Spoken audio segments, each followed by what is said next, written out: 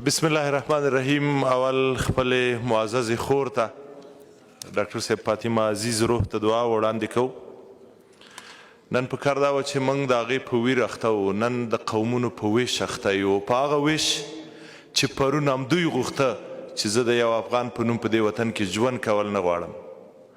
نن یې چې هویت در ثابتوي او ستا د څنګ نه هغه اقلیتونه چې تا یې حق خوړ نن راپورته کیږي، ورته وایي چې زه مبارزه کوم، زه دا میدان د جنگ باندې بدلوم. عزیزانو راځئ په منطق بحث وکړو.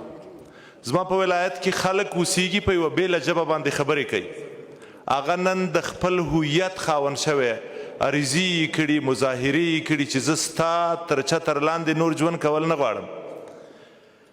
ته ترې هغه حق اخیستلی شي؟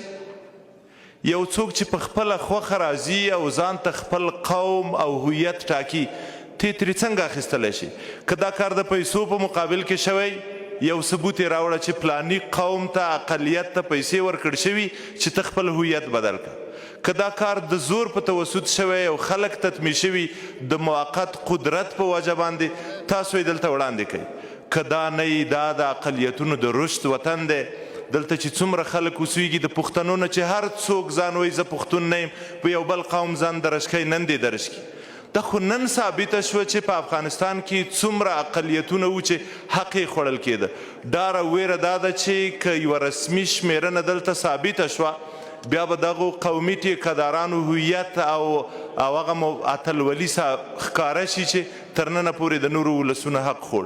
راځئ په یو منطقي بحث دا موضوع پای ته ورسو. یو خو دا ده چې دا تصویب شوي، تسجیل شوي او څه شی چې قانون کې روښانه شول، بیا هغه د تردید وړ نه دي. که څوک تذکیره اخلي او خپل قوم په کې لیکي، لطفا ودې اخلي.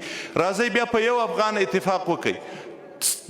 زموږ همدې رهبرانو د قانون د تصویب پر وخت نارې وهلې چې موږ د یو افغان باندې نه راټولیږو. دا یو ناسم تعبیر یې کاوه چې افغان په دې وطن کې چې اوسیږي یوازې د پښتون په معنا دی، بلکې په دې وطن کې چې هر څوک اوسیږي. راځئ په همدې نامه یې قبول کړئ. موږ به حکومت ته ووایو چې د یو افغان په نوم تذکیره راکړه. د افغان په نوم یې نه اخلئ.